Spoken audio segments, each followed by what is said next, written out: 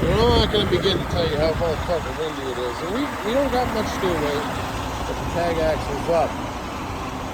Now it's much less dry, but the safety sling, see, that's why you use these.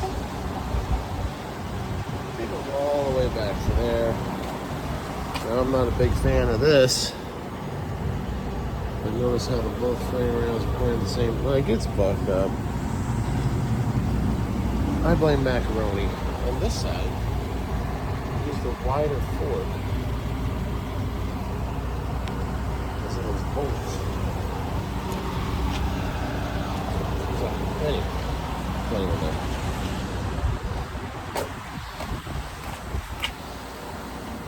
Pick a spot.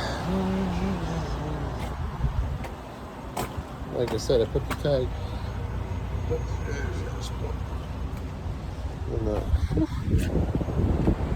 hard drag is almost met in the lines. We're gonna push it back, man. Good. Let's call it a day.